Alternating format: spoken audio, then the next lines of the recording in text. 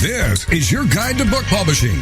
Everything you want to know but didn't know what to ask with your host, Dr. Judith Briles. On the show today, you'll find out where book publishing is going and how to take advantage of it. How to identify and avoid publishing predators. What opportunities are emerging as the book trade evolves in new forms. How to avoid losing money and much, much more. Join us now as a variety of publishing pros will deliver insights and strategies to take the author to the next level of publishing. It's your guide to book publishing. Everything you want to know but didn't know what to ask. Brought to you by Author U and The Book Shepherd. And now, here's your host, Dr. Judith Briles. Well, I am glad and sad that I am back from the annual Publishing at Sea event, and because I'd like to still be on the cruise ship. But with that said, what I am bringing back is a lot of the really hot, rolling the seas, creating smooth sailing for you, some of the ideas and tips. We had an amazing faculty this year. Throughout the years, you have heard all of them as part of our team, from Nick Zellinger, Kelly Johnson, Joan Stewart, Amy Collins, Daniel Hall, and they each did just rock star sessions. That what I'm going to do is glean a few of the tips, expand on them, so that you can use them. Because one of the things is some that are staid and true, and like a core message. Others are, oh, these are kind of cool and new. But it's really getting into it, what works and what doesn't work. And so that's what we're going to work on today, is really kind of flow through. I'm going to share some of the things that I did. I actually, here was one of my things. I blogged every day, 8 days, a blog every day. It's a lot of frickin' work. So my first tip is don't blog every day. You're going to overwhelm yourself. You're going to quit. You're going to throw in the towel. Now, when does it make sense to do something like a blogging extravaganza? If you have a special event, maybe a special launch, relaunch, a morphing, a repurposing, that maybe you have a lot of hot things. Maybe you've got a workshop coming on, maybe an online training. Maybe you're doing a pre-launch, and I know Ashley Bratton, one of the authors that I had the pleasure of working with her book, that she actually did a blog for 30 days, is the setup. And she really created a lot of energy, a lot of interest. She did it 2 times. She did it one when she did her Kickstarter, and she overfunded her Kickstarter by doing that preliminary work, the little teas, the little goodies that go out that connect directly to her expertise, her book. Her book was called 30 by 30, and it's Life Before the Lottery. And then that if you're doing a launch of the book itself, you could start doing the setup. So with Ashley, she did it for both her Kickstarter program and as well as when she pre-launched. Now, I did 8 days. Joan Stewart also did 8 days, and it is a lot of work. I mean, I didn't go off the ship much. I was working with, one of the things that we do with the Publishing at Sea event is that we do one-on-one consults with all our attendees. And when you figure you've got 5-6 people on your faculty and you've got 40 attendees, let me tell you, we worked. We worked long. My days, the port days, the few port days I didn't go in at all. I started with my first appointment at 7 a.m. And, and we went through, and there was a lot of books that people thought their books that were perfect. And we kindly, gently, and sometimes bluntly let them know they weren't so perfect. So, and why, and how they could be tweaked, remorphed, repurposed, and split up and brought back out again. So we did that, and we put it together. So blogging, it's something I think y'all should be doing. Don't get yourself into such an overwhelm that you just throw in the towel because it is too much work. The standard blog now runs anywhere from a 500 to a 700 word count, but There are extraordinary, exceptional blogs out there that sometimes are just a paragraph or two. And I think that if you want to watch a good example of a blog that does a variation, is Seth Golden's blog. And, it's often pithy, has amazing ahas. It's poignant. It's topical, and yet bloody well he writes these way ahead of time, and they're queued up. So start doing that. But one of the things, and I know when I had Joel Friedlander on as a guest, and he was one of my faculty members last year, is that he talked about how important it was to create some core kind of everyone comes to the party blog that they're going to be searching for. Interesting enough, I never planned on this as the core, but on my own website, thebookshepherd.com, the blogs that I've done around getting your Library of Congress number, the LCCN, are some of the most searched blogs and brings people to that site than anything. So think about your theme, about your expertise, especially as my nonfiction authors who are listening. What's your expertise? What's the magnet that would bring people to you? Find out all the critical keywords and make sure that you have those in your metadata, and that when you create a really core blog, that you see it's evergreen. It's going to have legs for a long, long, long time. Even if it doesn't have, for example, in my case, LCCN in it, I would, as the topic, I would actually put it in there because I knew it would be a magnet to attract people and they might find things and take a peek. So that's one of the strategies that you want to think about. All right. So blogging, make sure you do it. Do it that will work with your stomach and your time frame. Plan them ahead of time, and you'll find yourself getting into a blitz that you can do a whole bunch and punch them out. You may have a long one, and then I'm going to ask you, can you look at it and split it up? Could it be 4 blocks? Is it 3 blocks? That way you can get ahead of yourself, and guess what? You can take a vacation. Because one of the things that when you blog is that you have got to be committed, means you're going to do it, and consistent. So if you say you're going to pop a blog up every Tuesday morning, by golly, that's what you're going to do. And if Hanukkah starts on it, if Christmas starts on it, if Easter won't be, but if it's your birthday, you still put something out. You just do it ahead of time and you schedule it for that. So number 1 tip, blogging, consistent, committed, do it. But don't get into the O-Day thing, because that can be really a doozy for you, and it'll get you out of whack very, very fast. All right. Now, the other thing is that I wanted to recommend, a lot of people don't do this, and I actually pounded out a bunch of them yesterday.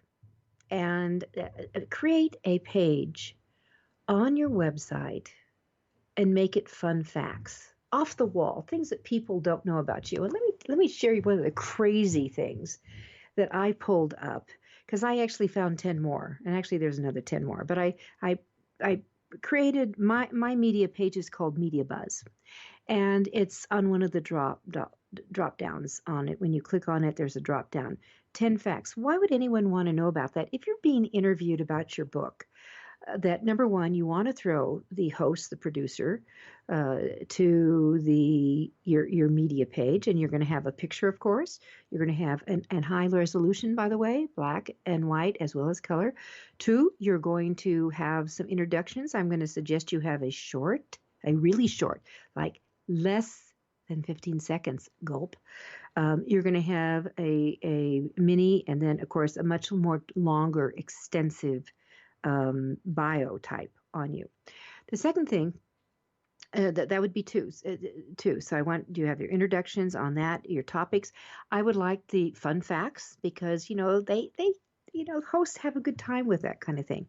I'd also like you to consider creating on your media page some questions, pre-questions that a reporter, that a interviewer can use for you. Now, here's another little trick that I learned because I've done over 1,000 interviews, everyone from being on Oprah and Donahue and featured in People magazine and the Wall Street Journal, and oh my God, I survived the National Enquirer, that I would have pre-questions tying in with the topic, and I would put in parens how long it would take me to answer it.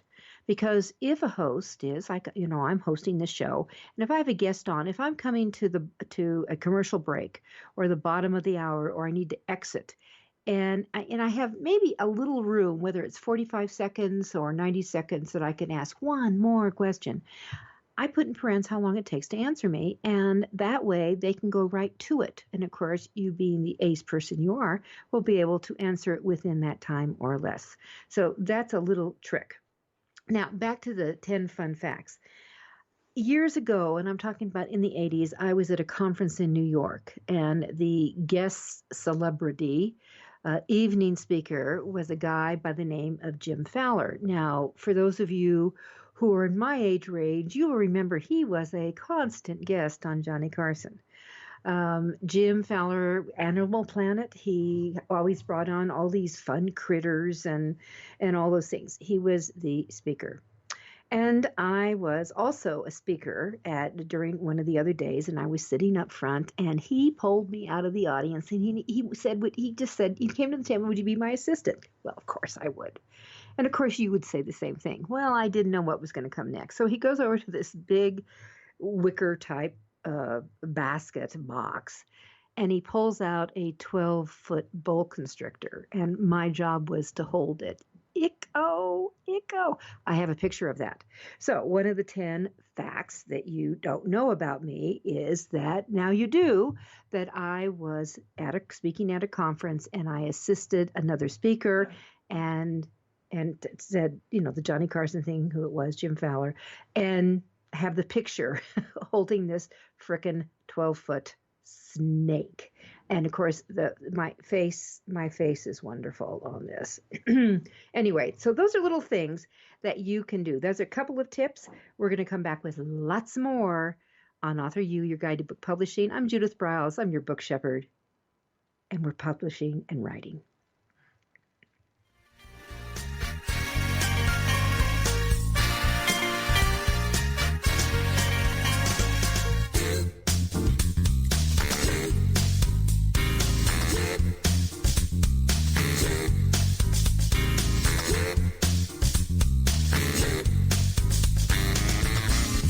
Is your guide to book publishing. Everything you want to know but didn't know what to ask. With your host, Dr. Judith Briles. And we'll be right back with more great information right after these.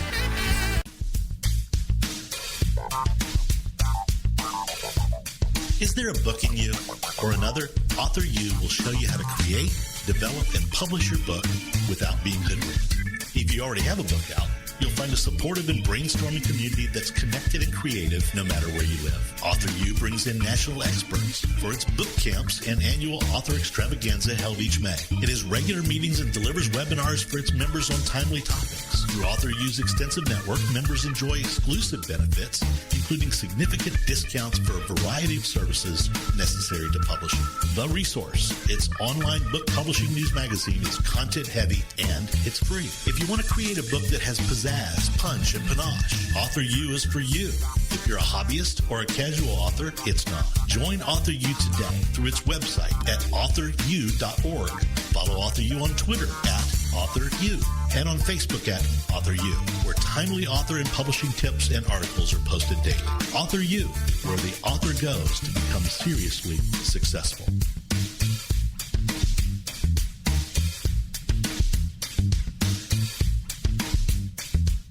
First impressions are everything in the world of book publishing.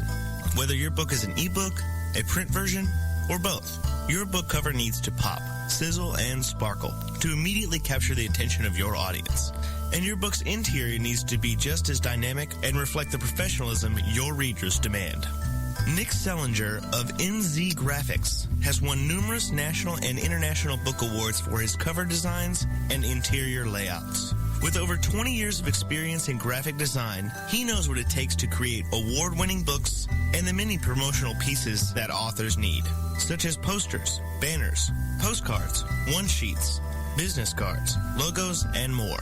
Visit ncgraphics.com and see what authors and publishers have to say about their award-winning books and how NZ Graphics can make your book the success it was meant to be. That's nzgraphics.com. Welcome back to your guide to book publishing. Everything you want to know but didn't know what to ask. If you want to write and publish a book, if you want to be successful as an author, your guide to book publishing, everything you want to know but didn't know what to ask, is for you. Stay tuned and you'll hear about statistics, scenarios, and strategies on what to do now to get you published. So let's get back to the show. And here again is your host, Dr. Judith Briles. All right, one more tidbit I wanted to add on about a fun fact type of page. Not only drop it on your MediaBuzz page, but hey, let's repurpose it. How about turning it into a blog? You've already written this thing up. Why not have a nice little fun entry? Make sure you have some good images in there and add it to it and then push it out. Because, you just never know what's going to pick you up, what will intrigue you. But I'm going to tell you that your regular visitors may not go to the media page. That's for usually more media related, or you may refer someone directly to it if you're trying to pitch yourself and your services and being on some type of a show or being interviewed for something.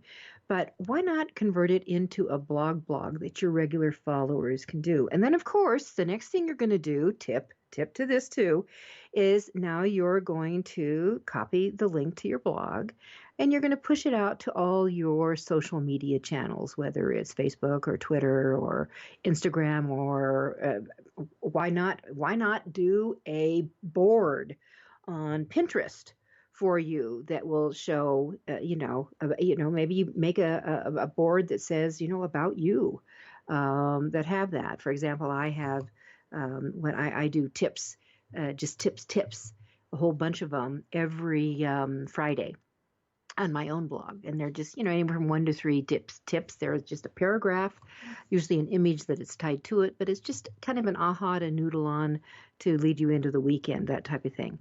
And that why not now break them, start doing a breakup, and you can make a board for each one of your unusual facts. So have some fun with it. Think back to when you, for example, I can tell you in 4th grade, my school teacher, Mrs. Russell, I'll never forget, I can visualize her right now as her name comes up. She cautioned all her students. Now, I'm an 8-year-old, I'm sitting in 4th grade, and she said, don't use the words always and never. I haven't forgotten that. You notice I didn't say never. I haven't forgotten that, and I really do. Now, have I spieled it over sometimes? Of course I have. But I really try to caution myself to try to avoid, because look, there's always, here I use it, there is usually an exception to just about anything that we say. There's some caveat, some detour that can happen. So she advised us to avoid using always and never. And I've really tried to keep that, in my mind. Now, always breathe is a good idea, but you get the picture. All right. Some other really great tips that I thought Joan Stewart shared. And she suggested to go to Amazon and look up what's called the log, L-O-G, line for any movie. The log line for any movie. Now, what is that little baby? It is the description, often just in one simple sentence, of a book and of a movie, and that, not a book, of a movie. Now, why do you care? Because you need to learn that art. How do I describe my book in one sentence? I also, here, my tip to add on to that is that do yourself a favor, pick up a copy of the New York Times and devour the book review standalone magazine type section.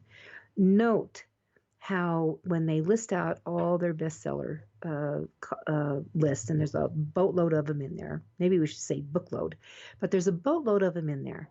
And notice that the description is 1, maximum 2 sentences. This is what you need. It's the art of it.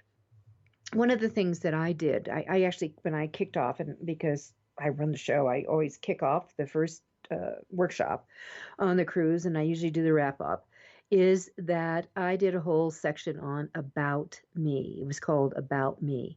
And I had my participants, they got a handout, and I had them really look closely. I wanted them to write down what their talents were, really what their talents were, and then what their expertises were. Because as you know, you may have drawing talent, but maybe you haven't really maxed it out or really spent some time studying, expanding it, and really using it. So maybe you wouldn't call it your expertise, but you'd call it a talent. What are your talents? What are your expertises? What are your successes? What are your achievements?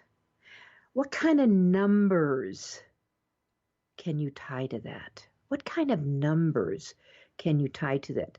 Now, when I first did this exercise, because I thought I had a fairly decent spiel in my introduction, I totally morphed how I did it.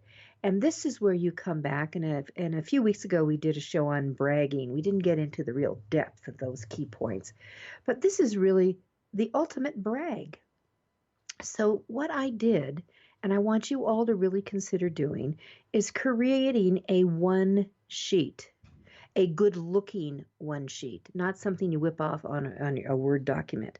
I'm taking you take these goodies, your content, your achievements, your successes, your applauses, numerize it, maybe monetize it, and you're going to start reforming how you look at it and what you come up with in the process. And I'll tell you, it will be revealing. You will be kind of in shock of some of the things that you're going to come up with about you and how you can think about it. And the purpose is to come back and be able to use it as a grabber when you are pitching, again, your services, your speaking, your expertise, maybe being at a workshop. So when I started working on my mind to start thinking, okay, I need to start thinking about this and put this together. So I put my name, I put my tagline, which was creating successful authors with practical publishing guidance and advice. I had another line was book publishing expert creates successful authors with practical publishing guidance and advice. Another line I knew I wanted to look somewhere was snappy, sassy, sometimes salty, and fun.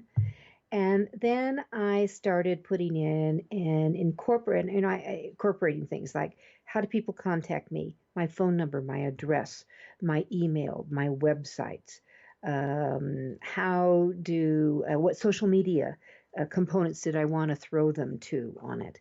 And then I just started talking about my experience of some of the things that I did, and maybe some speaking times. And then I put down some kudos that maybe some key people had said. I had a whole bunch of them.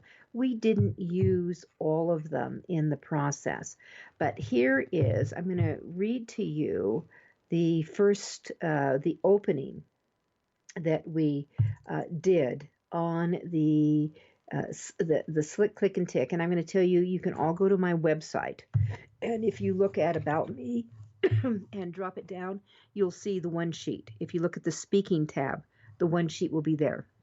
So, and for the graphics, I made sure I had a graphic designer involved in the whole process. And she came up with the idea. I said, Judith, you work with all these people, your expertise, you're talking about what you do as a book shepherd. And she said, let's show spines. And so what we did is we put a whole bunch of spines of different types of books. Now, the visual image hook is I work with fiction and nonfiction authors. I do children and adult. I do YA, I do juvenile. So you have all those in there. And of course, I have also a stack of some of my publishing related books. So here is the paragraph that came out. Judith Briles, aka the Book Shepherd, has shepherded more than 1,000 authors and created 500 bestsellers and award-winning books.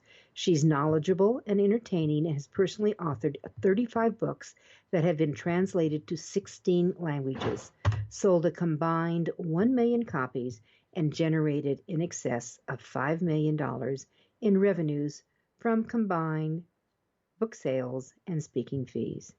As an advocate for authors, Judith knows publishing inside and out from both the traditional and independent sides. She is the Book Shepherd.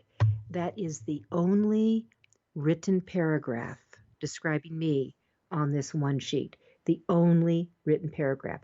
Underneath it is a whole bunch of really wonderful looking book cover spines. I'm to the side of it. My arm is on top resting it, and then my books. And then I have 3 kudos. One is from a well-known author I worked with here in Denver, who has one of the top-rated morning radio shows, and and they're done in bubbles. And it says Judith protects authors from making senseless mistakes and watches over their journey from beginning to end. Then I have another author I worked with. You may recognize her name. She was a Miss America, Marilyn Vanderburg. She also came out about how her father had molested her. For years and years and years. She has a quote. And then I have a quote, because this is really used for speaking at conferences and things, from a recent writing conference, publishing conference I spoke to, that really comes in and narrows that. All right, then we had a couple of sample speaking topics. We had how to connect with me and on social media, and how to contact. And we do have at the very bottom of the page, this is a one sheet, 8 by 10, 8 by 11 if you print it out, and it's up on a PDF, and it says snappy period, sassy period, sometimes salty period, and always fun. So I want you to go to my website, take a look at that one sheet, click on the speaking tab, see what noodles you and bring it together, because you're going to sigh. I mean, I had some graphic designers saying, oh my God, I'm copying this. I need this for me.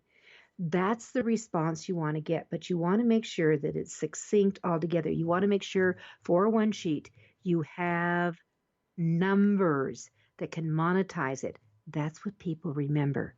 That's what gets their attention. We'll be right back with more tips. It's Judith Briles. I'm your Book Shepherd.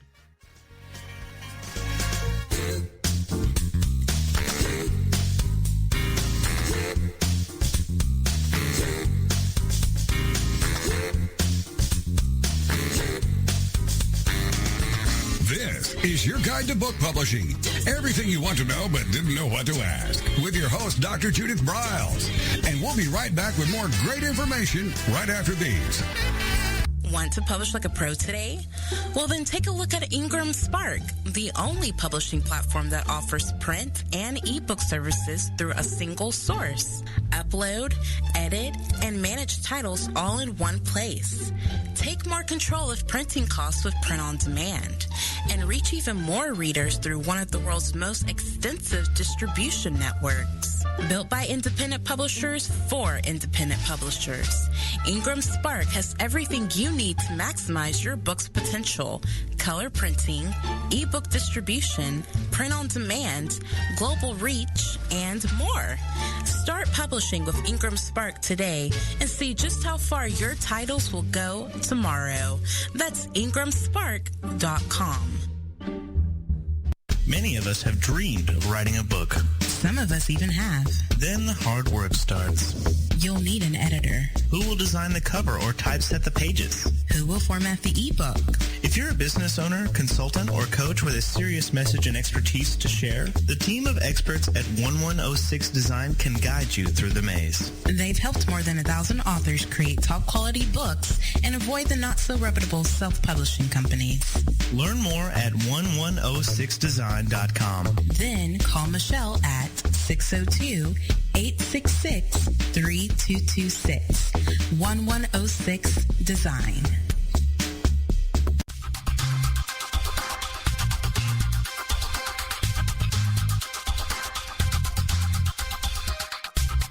When Ned Thompson and Harry Shore started Thompson Shore in 1972, they believed employees with great character would make up the best company. They were right. They hired people who were not only experts in bookmaking, but who were obsessed with quality and delivering exceptional customer service. Almost 40 years later, Thompson Shore remains a 100% employee-owned company. Ned and Harry knew that successful customer projects are a direct result of empowered employees. We specialize in all books for large and small publishers. Creating beautiful and well-made books, we're dedicated to pleasing our customers by making the experience a good one from start to finish. The personal touch we have with our customers allows us to be innovative in solving their most difficult challenges. Our platform also ensures that we can remain flexible to meet our customers' unique needs and expectations. Our marketing kit can create buzz for your title, enhancing the promotion of your book during infancy. When you need to test the market to gauge your future sales, we can provide digitally printed books that will transition seamlessly into a larger offset run. From ebook to hard copy to delivery, our skillful customer service teams are at the ready to answer your most pressing question. At Thompson Shore, we know that making the highest quality books requires more than just best technologies. It requires superior customer service, professionalism to the trade, and commitment to environmental and social values. With these standards of excellence in place, you can be sure that we will always help you put your best book forward.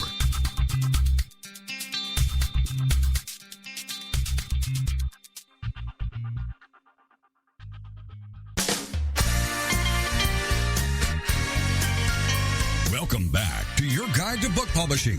Everything you want to know but didn't know what to ask. Coming up, you'll hear more about statistics, scenarios, and strategies on what to do now to get you published. So let's get back to the show. And here again is your host, Dr. Judith Briles. By the way, I want to let everyone know the AuthorU.org has its annual Draft a Dream book competition now open, and you can register at the early bird rate up to March 15th. You need to get your raw, although some people do a quick edit on it, manuscript in a Word document. This is not a finished book by all means. In a Word document in by April 15th. Winners, or finalists, I should say, will be announced August 1st, and there will be 25 of you, and the winners will be announced at the AuthorU annual extravaganza in September. So what's in it for you? A lot. Number one, the 5 winners, we're talking about children's, juvenile, YA, fiction, and nonfiction in the adult range. Those 5 winners are going to walk away with prizes totaling $8,000. We're talking about the complete cover design, the complete interior design. We're talking about a copyette, multiple memberships in different areas, your ebook, advanced reader copies, special consideration from Ingram Spark to be featured on their website, and so much more. One person, get this, one person is going to, in addition to getting all that, one person is going to get a $1,000 check, and that person will be the top scoring book in the competition. So take advantage of it. This is the 3rd year that AuthorU has sponsored it. It's very exciting to do that. And I think what's very cool is you get wonderful feedback from the librarians and teachers who are the judges in the various categories. So go to AuthorU.org. Just click on, you'll see it right there, a little logo that has the Draft to Dream book competition, and jump in, take advantage, tell everybody you know this is something you might want to participate in. All right, so more tips.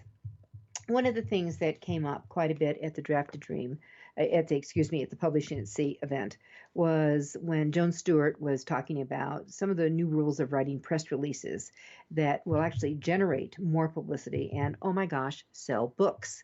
Because I can tell you, as someone who comes from the originally, with my first book published in June of 1981 with St. Martin's Press, that the purpose of the press release was not to sell books. Not as a primary. It was to get the media's attention, whether it was print, air TV. That's what it was after. That now they're used in ways, and of course, with the advancement and actually the overtaking of traditional publishing by the self and independent markets, is that the new rules involve that you really have maybe a little call to action in your press release, which it certainly should be, and they should be written not in a passive voice, but you need to take a more proactive voice. So there is more rules, and that one of the rules is this: when you create a press release. And by the way, Joan Stewart has some excellent templates for doing this on her website, publicityhound.com. But when you create a press release, that you are writing for your audience first, the target audience. So if you have a parenting book, you're probably writing for moms.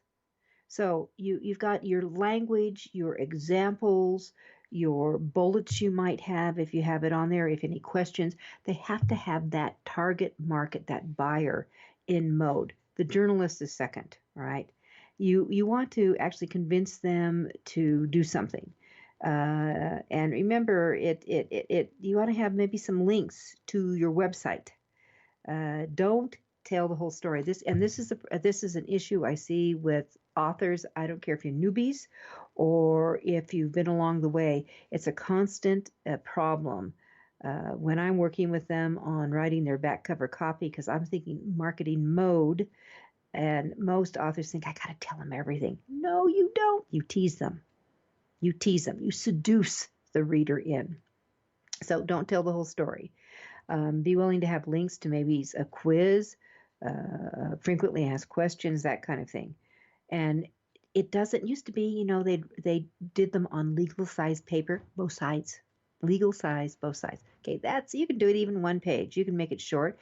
Remember, so much is looked at on mobiles now. So short is just fine. And then make sure that you are tuned into keyword searching and optimize for using and think about regions, industries.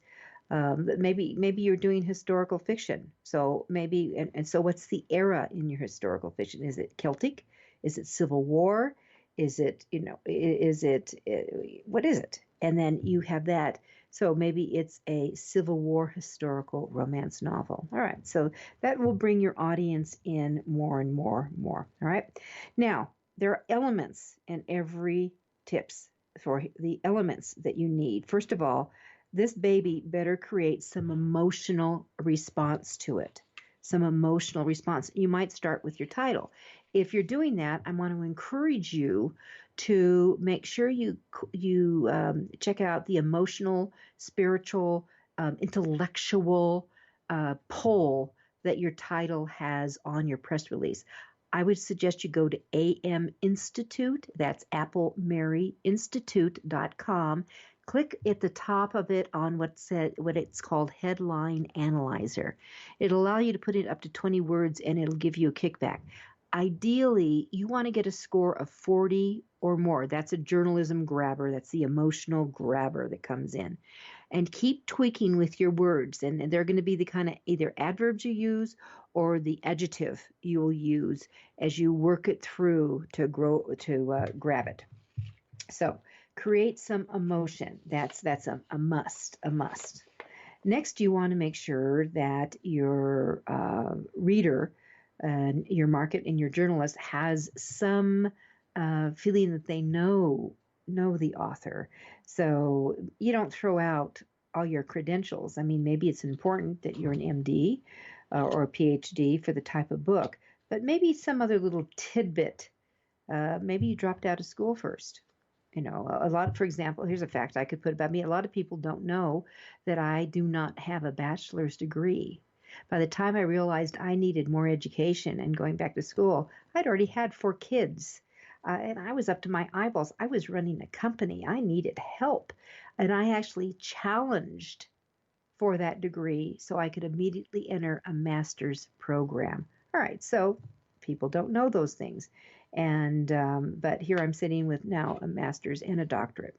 All right, 3, you want to make sure that you explain who the target audience is. So it could say, this picture book is written for children 4 to 8, something like that. And maybe if you've got a sci-fi, you could have designed for fantasy and sci-fi lovers with pop and panache, something like that. All right. Next, you want to make sure that you got to have some description of what this book's about. So when it comes to nonfiction, problems, what are those problems and what are you solving is going to bring it in. And you're going to include, it's got tips, resources, checklists. For fiction, you've got to think about a little bit about your storyline, a key part of the plot line. Maybe the problems, maybe you've got a demented protagonist, though, that has a heart of soul, who knows? But add those things in those descriptors, because that increases a little intrigue. And then in your press release, think about, and I said this in the beginning, planting some seeds to make some money. Why not for you? So tell them where it's available. Tell them that for bulk orders, you can call.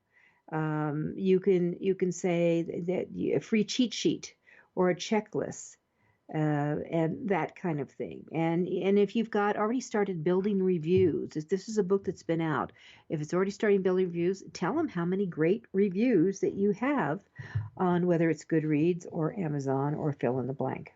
If it's won awards already, have that. And you can see I'm talking about not just a brand new spanking book. I'm talking about a book that's been out and maybe you're repurposing, bringing out again. Maybe you've got a new cover. Maybe it's a new edition. All right, continue. You want to take your readers to the next step. They can go to your Facebook page. Maybe you have a special group they can contact there. Make sure you always include the price, the ISBN, where it's available. Include your contact information. And last but not least, please make sure that your press release is always searchable. Understand your key words and what they are. Tool I like to use is keywordspy.com, so I can reach in and find it. I would also suggest you look at your competing authors' books and how they describe their books on their pages and what they're using. Don't reinvent the wheel here. Mimic success. Always a smart thing to do. All right. You're listening to Author You, your guide to book publishing. We have one more segment with more great tips for you and your author and book success.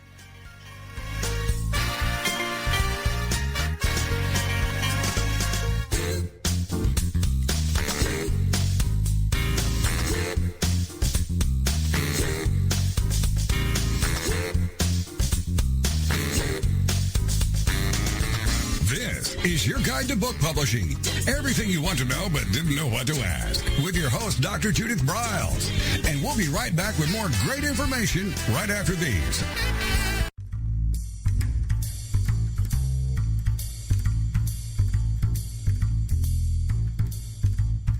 The book shepherding concept is simple. The publishing world is changing, and so must you.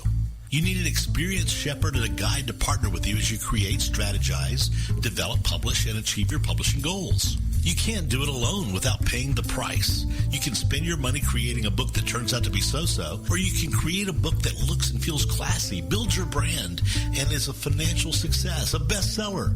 It's your choice. You choose. You need the book shepherd.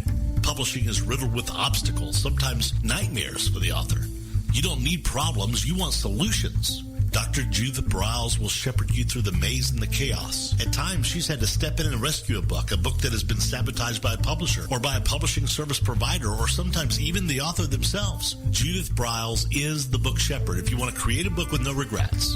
Give her a call today. 303-885-2207. That's 303-885-2207, or email her at judith@briles.com. By the way, Briles is spelled B-R-I-L-E-S. Follow Judith on Twitter at My Book Shepherd and on Facebook at The Book Shepherd.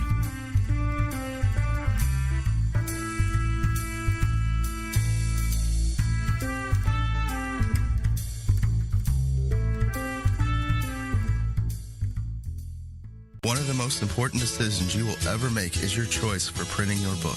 You are choosing a company which will be responsible for guiding you through the process and printing your book at a level of quality and detail that embraces your personal and creative needs. You want to choose a company that when your book finally arrives, you are delighted and ready to move on to the next level, and one that is customer focused. Choose King Printing Company and Addy Books to be that company that brings you to the next level. Go to kingprinting.com or call 978-458-2345 and ask for Tom Campbell.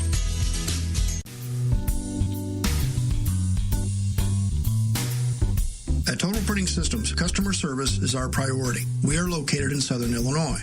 Our employees have an average of 18 years experience and know that customer relationships are important to our continued success. We have been a short-run book printer for nearly 40 years and always stay at the forefront of technology. Our niche is from 1 to 5,000 copies. Today, we offer digital, black and white, and 4-color high-speed inkjet printing, a cost-effective way to introduce color into your short-run titles. We, of course, offer traditional offset printing as well. Bindery is done in-house, from adhesive case binding to PUR perfect binding to mechanical binding of all types, including side sewing. We provide warehousing, kitting, distribution, inventory management, a new print-on-demand facility, streaming browser-based ebooks, and bookstore.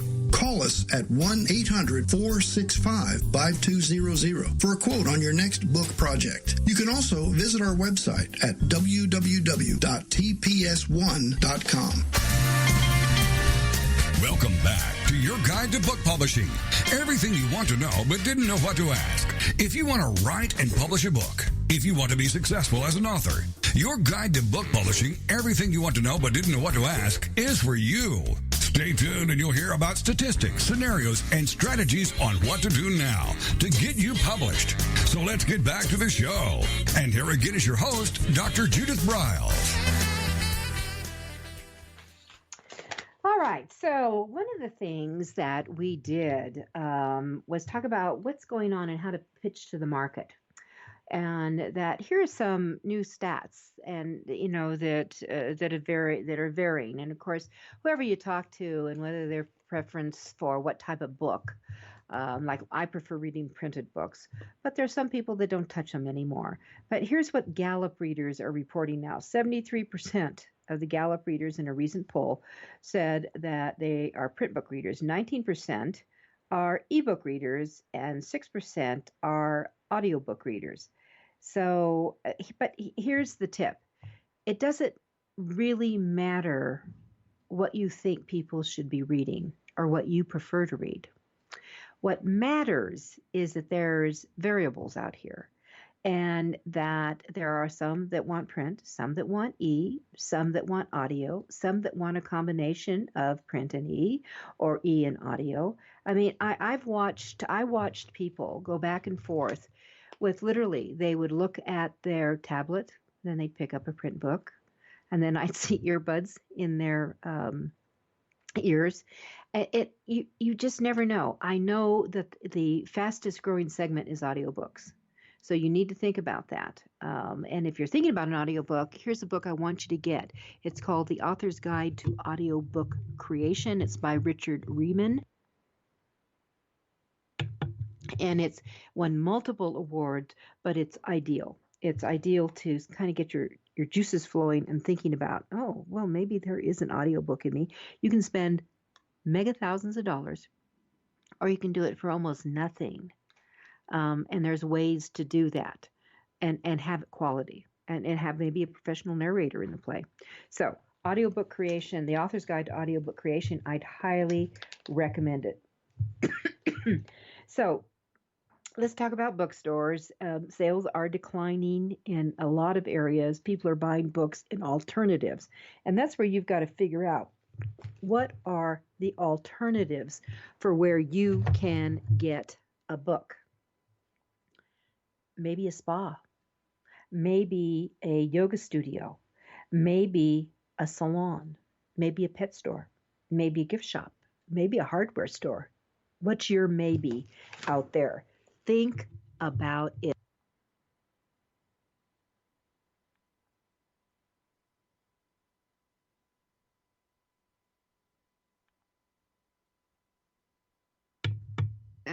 My little mic went off. Okay.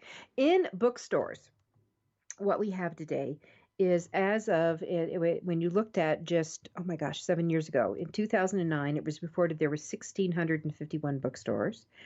What's growing is not Barnes and Noble, not Books a Million. What's growing is the little indies, smaller, boutique, unique type bookstores. For example, I live in Denver, Colorado, as many of you know. There's a bookstore called the Book Bar. I wish it was closer to me. I mean, it sings to me. It's a bar. It's a bar. Has a little, cafe deal. They built a little room off of that maybe signings can go on. It's a very mini bookstore. They have books for sale there. What I love about it is their desk, their whole checkout, their reception area for everything are books, stacked books with not the spine out, but the pages out, just stacked up. I mean, we're talking, 4 feet tall of books. It's wonderful. It's truly wonderful all the way around in a U. And so there are unique places out there. And what's going on in independent bookstores right now, where we have in 2,000, over 2,000 of them this last year, and it's projected that within a very short period of time, with just a few years, that there will be over 2,300 independent bookstores. So that's really where you want to romance. So here's my recommendation.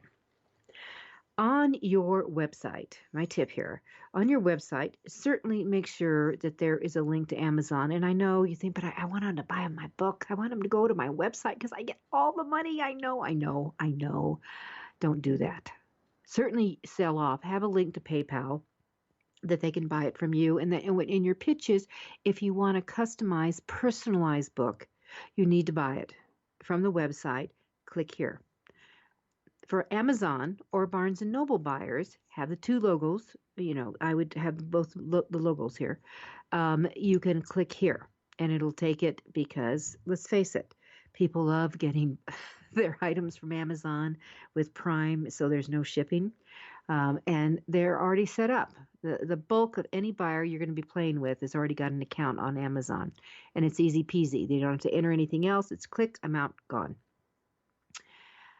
The third way is I'm going to encourage all of you to go to IndieBound, IndieBound.org. And I want you to put the logo for IndieBound.org on your How to Buy My Books page on your website. And then you need to have a little bit different line. Now, what I love about IndieBound, and there are wonderful, wonderful independent bookstores that really do integrate into the community. As I know we have our Barnes and Noble stores here in Colorado really do integrate into the communities and support authors and writing and a variety of things. And that IndieBound, I would have a lineup that, I support independent bookstores everywhere. To find the independent bookstore close to you, click on the image and a box will come up to put in your zip code. And within seconds, you will find all the independent bookstores within a 25-mile range from your zip code.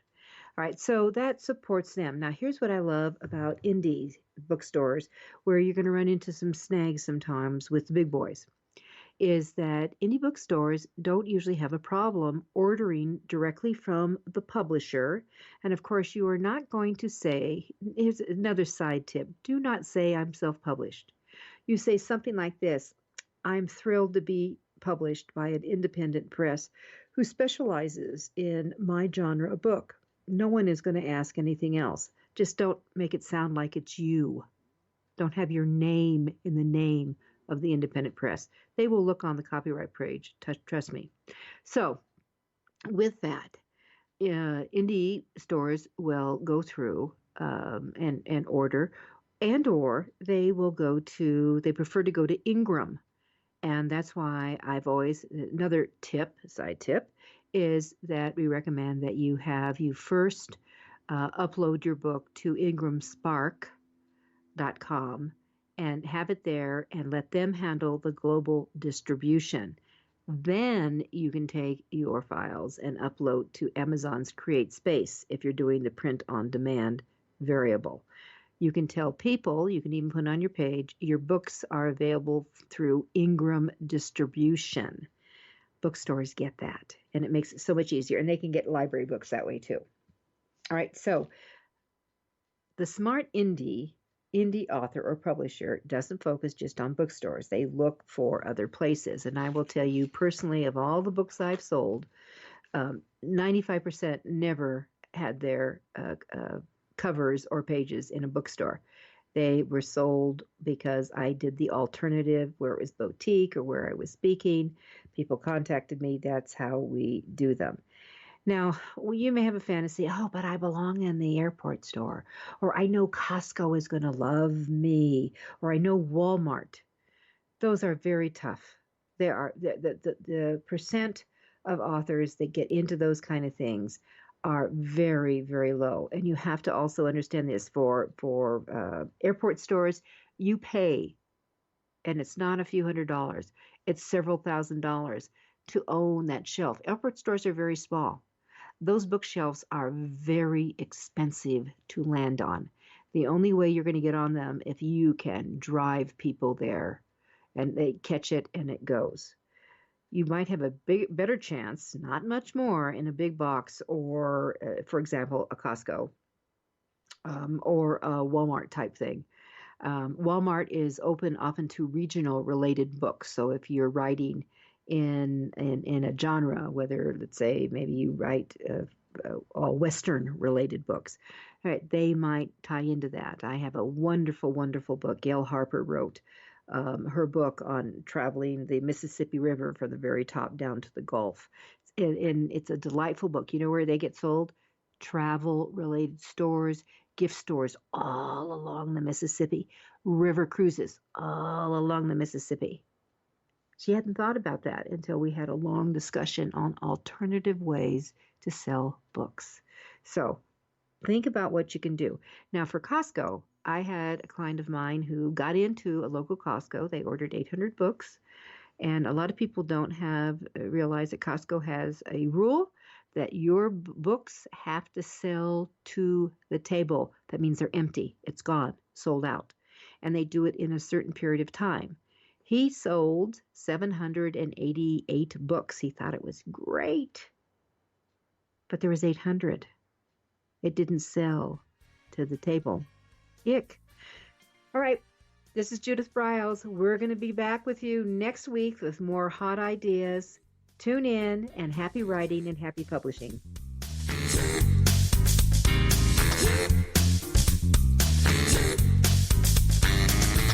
Thank you for being a part of Your Guide to Book Publishing. Everything you want to know but didn't know what to ask. With your host, Dr. Judith Briles.